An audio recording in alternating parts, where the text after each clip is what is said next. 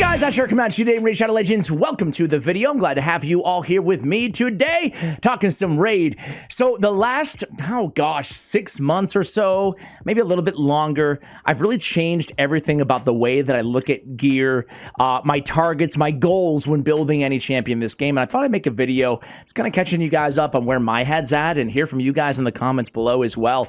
Have you guys made any adjustments to the way that you build champions over the last year? Because a lot has changed, more so than at any point in all of RAID Shadow Legends history over the last year. And I'm talking about a few things. I'm talking about really two in particular. And that is the fact that we can now have sets on our accessories, number one.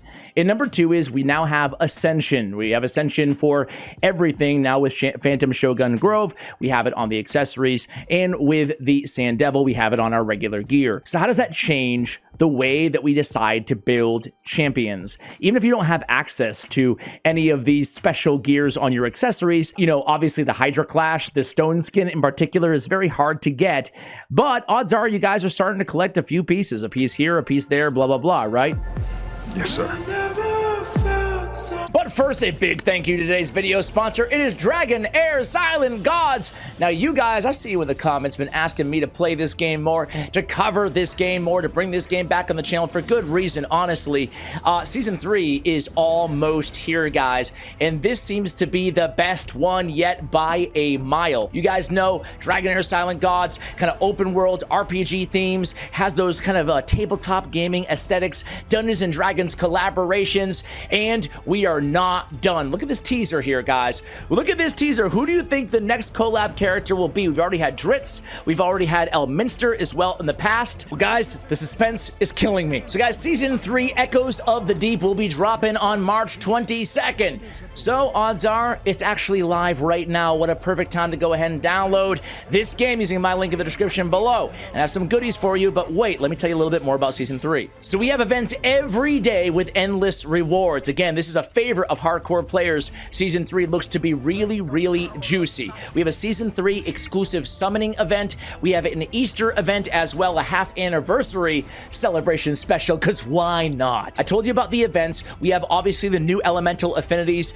We have Radiance and Fire, Power and Blaze, Poison and Ice, Power and Withering, Necrosis and Lightning, and Power and Daze. We have new damage types as well. We have Corrosion, we have Shadow, and we have Aura this season, Season 3. We have 31 new heroes. They are stacking it. We have a new season boss. We have a new Fey Meander boss. We have new dungeons. We have brand new boss mechanics as well. And of course, new equipment and new artifacts as well. All that, guys, and plenty of quality of life improvements, new sandbox, and much, much more. We have a promo code DRAGON0322. That's Dragon 0322. You can see it on the screen, right?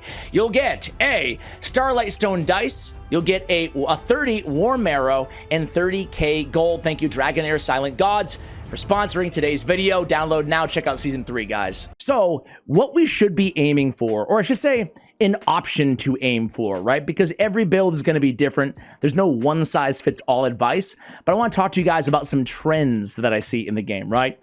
And let's first start with PvP, because obviously two different conversations here when we talk about player versus player inside the arena or live arena or tag team arena if you play that, other than your faction keys. We don't have much time. And everywhere else in the game, right? So let's start with the arena.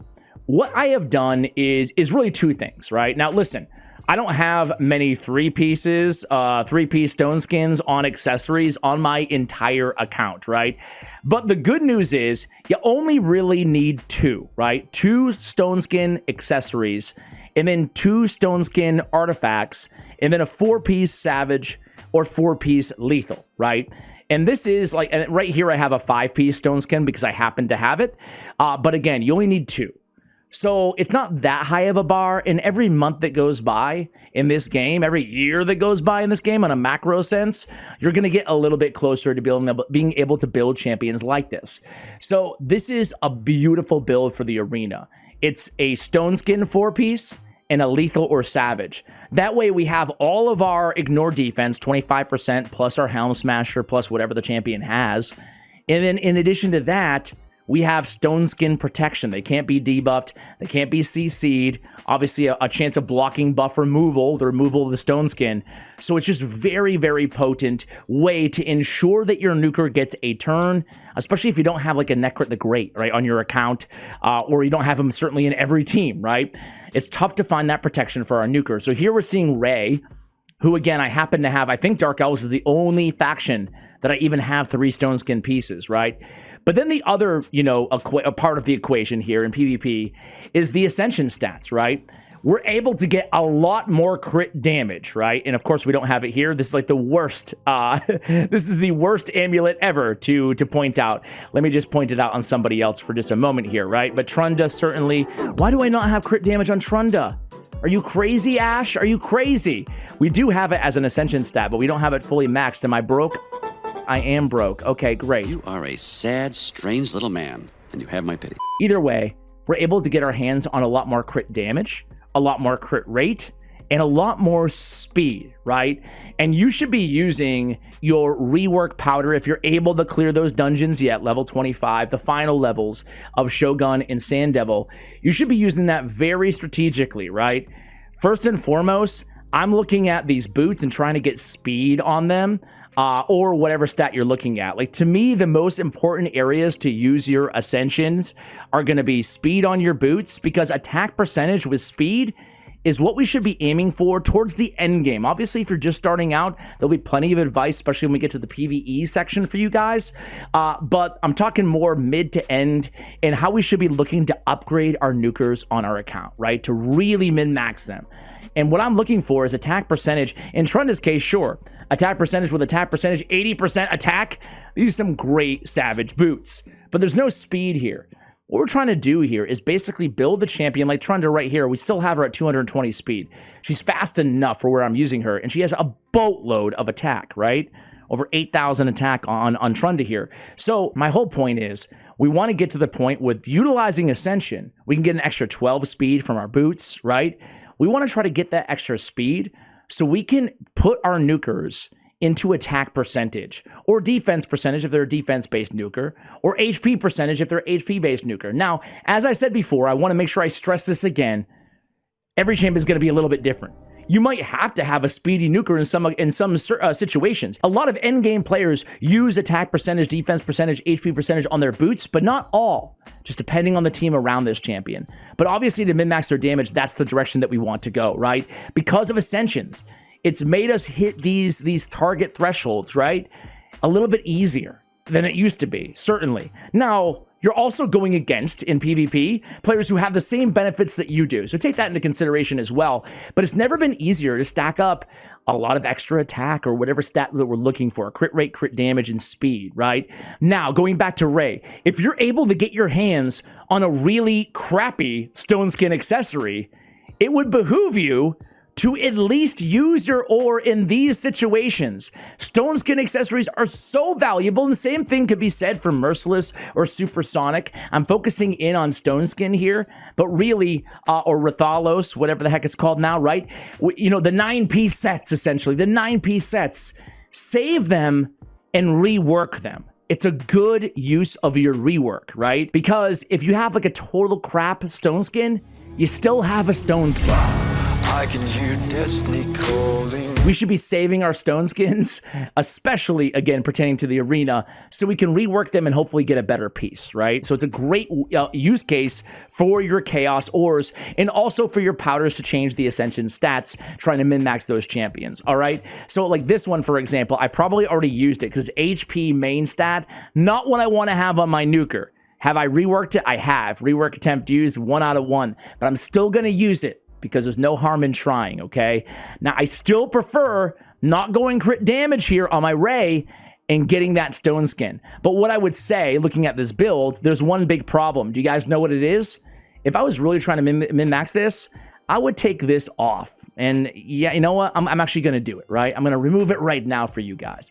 I already have 2 stone skins up here. I already have 2 down there. The extra 15% defense isn't going to be worth it. So let's just go ahead and pick some crit damage here. I'm not going to be super picky. Do I have any crit damage actually maxed out? Hopefully this one right here. Yes, I do. Let's go with it, okay? So now I have that extra crit damage, but I still have the 4-piece, and that's why you can get away with only 2 stone skins down here. I've made my point. I'm trying to get attack percentage on my boots now on all my nukers because speed is easier to find now than it was, you know, before, obviously, in the game.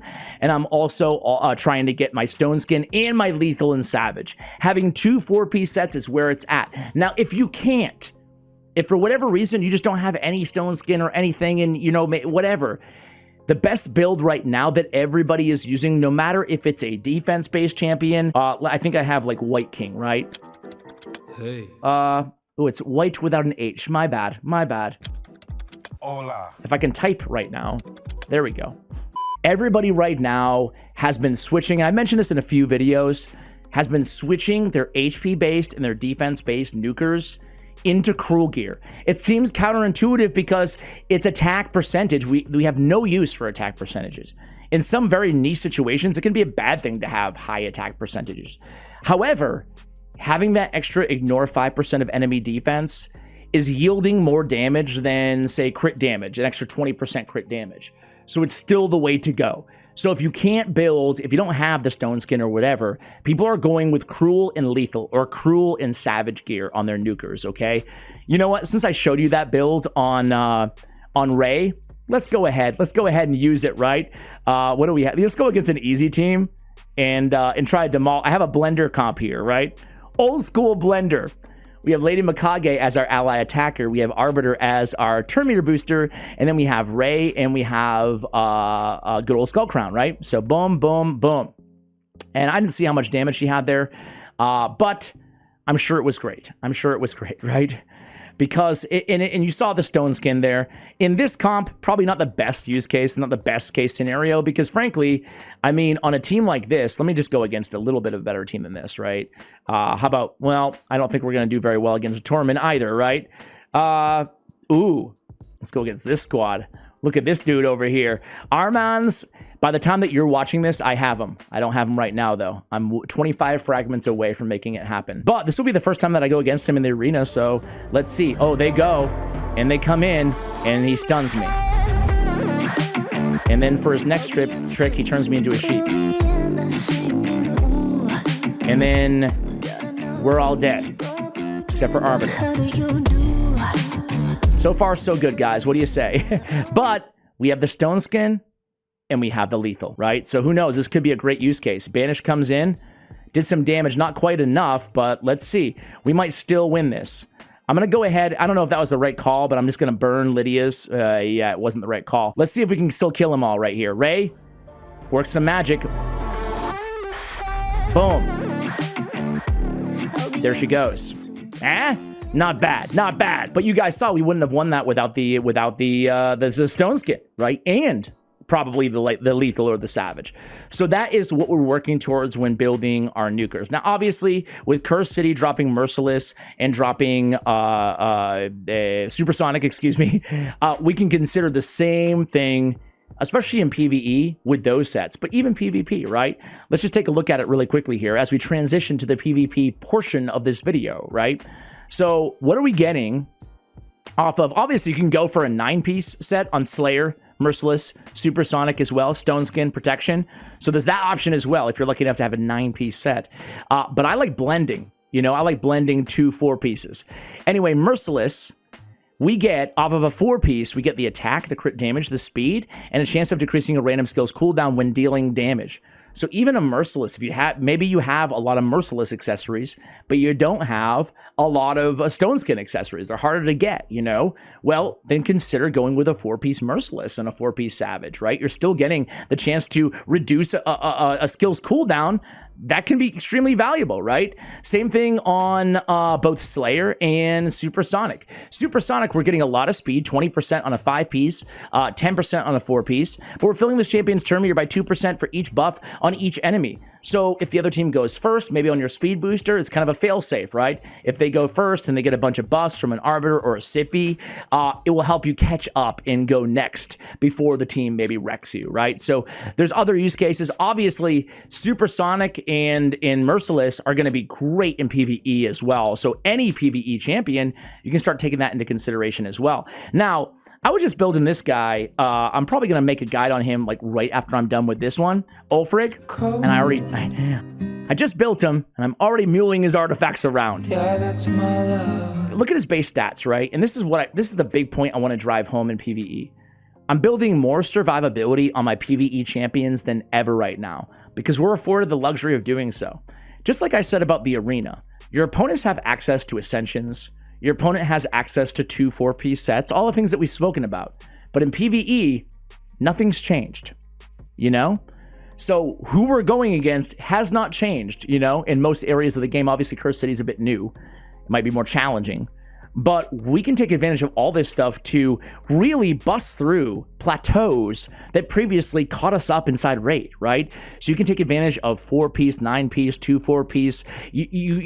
I made my point, right? But you can take advantage of all that now. Moreover, with the Ascension stats, and maybe not a great example on Ulfric, but with the Ascension stat, we have some Ascension, right? We're able to build them a lot tankier, right? Even if that comes at the cost of not min-maxing every ounce of damage on all of our champions. So I have moved because unlike the arena where we're trying to basically min-max everything, right? Damage from our damage dealers, right? I'm actually changed up how I look at damage for my nukers in PvE in most situations, but not all, right? So an Ulfric, for example, sure, I'm building him with some damage. He's got a nice base attack. He's not a damage dealer. He's kind of like a jack of all trades type. I really like this dude. I've mentioned him a few times now. Let me just try to find something to put on the shield here. Are you guys like me, where you're like constantly, I am muling artifacts more than ever, and it's just hard to keep track of, you know? I feel like that's half of what I do in this game. Is, oh, where's that artifact? Who did I take that from? Oh, did I forget to put it back there? You guys like that? There needs to be a solution for that long term, man. I mean, I'm putting up with it in the day-to-day, but it's a lot, you know? I only have 2. So Ulfric, for example, right? I have him fast. I have him as a damage dealer, but I also have him like pretty tanky, you know, giving his base stats defense below 1,000, right? 16k on the HP. I mean, if you were to look at these stats 4 years ago in RAID, this could be what your tank looked like, what your Raglan looked like. This could be the stats minus the crit rate and the crit damage, right? And we also have accuracy on there as well, because we're afforded all these luxuries now in the game. And you guys should take advantage of it, right? So I don't have speed as an Ascension stat here. I wish I did, obviously. Having speed Ascension stats on boots is where it's at, right? That's what we're aiming for. However, on all of my, most of my damage dealers, right? I'm going with at least one accessory. Now with mythical artifacts is another factor that we didn't have a year ago or whatever, 2 years ago in the game, right? Nowadays, I'm going HP on the ring, even on damage dealers in PvE. Why do I need every ounce of attack? I'd rather keep them alive, especially in Cursed City content where they can hit hard. You know, there can be a lot of damage that they're incurring. Now in Ulfric's case, I'll still go crit damage on the amulet. I'll take 52% crit damage, sure, right? And I'll still go accuracy if I need it. I have attack in this situation, but if I need accuracy, I'm not saying we have to overdo it and go all out defense, all out HP, but in some areas, heck, we might want to, right? But I'm starting to build more survivability because we have to.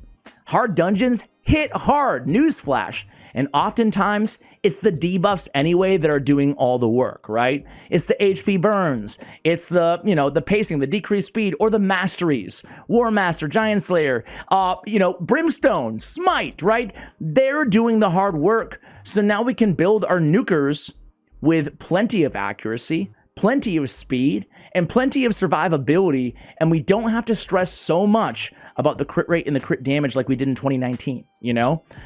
Cold Heart is a beautiful example. Enemy max HP champions are doing their damage, well, based on the enemy's max HP, not based on their attack, you know? So sure, they have other abilities that do damage, I get that. But on my Cold Heart, I mean, this is nothing like Cold Hearts of yesteryear. I have 51k off a 13k HP base, 738 base defense on Cold Heart. I get her all the way to 3,000, and I built her super fast with enough accuracy at 397. Crit rate, crit damage, I have 100% crit rate. I have her crit capped, but crit damage, I'm not too concerned about it, you know? I have, what do I have on her for accessories? I'm sure I have accuracy on the banner, I do. And then I have defense on the amulet with crit damage as an Ascension stat. I have defense flat stat on a Cold Heart. I never thought I'd see the day. I have HP flat stat on the ring and a nice HP trip roll too. I have HP percentage on her chest. I don't have attack percentage on her chest. I have HP percentage on a craziest chest, right? Like, enemy max HPs are easy. Make them survive. Make them fast, right? So, guys, I mean, I could sit here and belabor the point, but I think I've touched on everything that I want to. Because of Ascensions, because of mythical artifacts, because of, heck, we didn't even talk about blessings. All the stats that blessings give you as well. I mean, I'm getting 3,000 HP, an extra 400, 300. I mean, you guys can see the numbers. This is insane. Now, granted, it's a 5-star awakened. I get that's not easy. But even if you have 3 stars, you're getting like more than a maxed out 6-star accessory versus worth of defense, excuse me here. I mean, this is very, very, we need to adjust how we build our champions to take advantage of all these, I guess, these power creep dynamics that have been added to the game. Guys, thank you for watching till the end. Much love. And as always, take care, guys.